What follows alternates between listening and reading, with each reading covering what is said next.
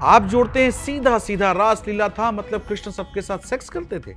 What do you mean? Are you mad? रास पे तो विरोध करना चाहिए था राधा जी को। हम आप क्यों करेंगे रास पर विरोध? वो लोग बड़े मूर्ख होते हैं। एक तो उनको रास लीला पता नहीं होती है और दूसरा उनको जीवन में रास करने को नहीं मिलता। जी के सर, श्री कृष्ण की रासलीलाओं की इतनी आलोचना क्यों होती है? आलोचना इसलिए होती है कि वो लोग बड़े मूर्ख होते हैं। एक तो उनको रास लीला पता नहीं होती है और दूसरा उनको जीवन में रास करने को नहीं मिलता।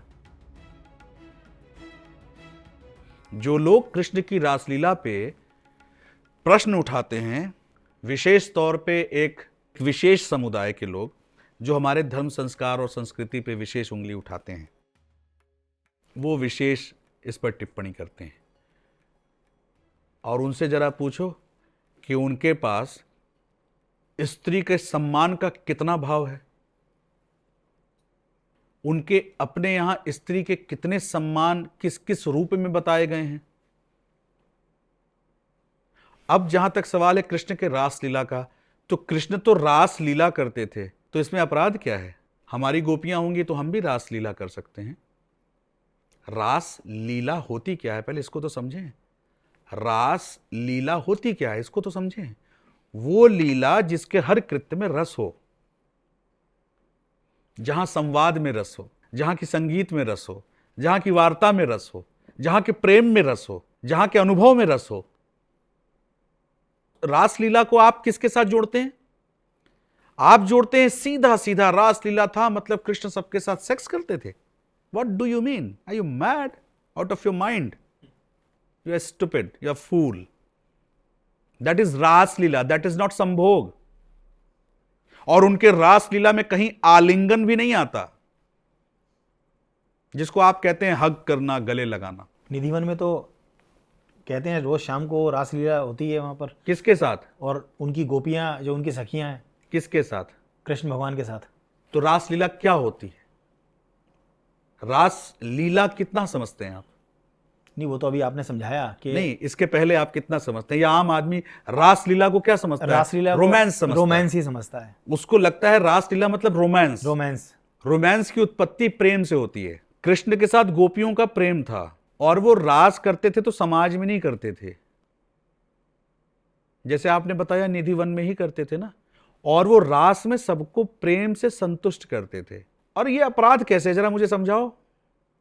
और अगर ये अपराध है तो सबसे पहले अपने सरकार को बोलो कि जितने पब और क्लब और ये सब खुले हैं, जहां सुबह शाम कैबरे और ये क्या क्या डांस होते हैं और लोग वहां जाते हैं अपना रास करने, वो भी बंद करें। सही बात है। तो मनुष्य क्या है कि मनुष्य हर चीज पे आलोचना कर देता है, टिप्पणी कर देता है, उसका पूरा भाव महत्व नहीं समझता है। रास पे तो विरोध करना चाहिए था राधा जी को। हम आप क्यों करेंगे रास पर विरोध? और रास रोमांस कब से हो गया? रास और लीला बड़ा रहस्यमय है, इसको समझने की जरूरत है। आपको पता है जब दो लोग बहुत करीब होते हैं तो क्या करते हैं? अगर वो रोमांस नहीं कर रहे हैं, सेक्स नहीं कर रहे हैं, जो कि वास्तव में रासलीला का मतलब न रोमांस होता है न सेक्स होता है, तो जब ये दो काम नहीं कर रहे हैं फिर वो रासलीला कर रहे हैं, तो रासलीला क्या होता है उसको ऐसे समझिए कि दो लोग बहुत निकट हैं और ये दोनों काम उनको नहीं करना है, तो वो क्या करते हैं? वो प्रेम और मित्रता की पराकाष्ठा पे होते हैं। वो एक दूसरे से अपना भाव प्रकट करते हैं, अपना दुख अपना भाव प्रकट करते हैं, वो एक दूसरे को संतुष्ट करते हैं, वो एक दूसरे को अपनी एक दूसरों के मनोभाव को, विकृतियों को अपने प्रेम भाव से संतुष्ट करते हैं, भक्ति भाव से, आदर भाव से संतुष्ट करते हैं।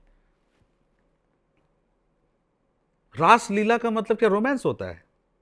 डिफाइन करिए जरा, और फिर मैं डिफाइन करता हूं रोमांस किसे कहते हैं।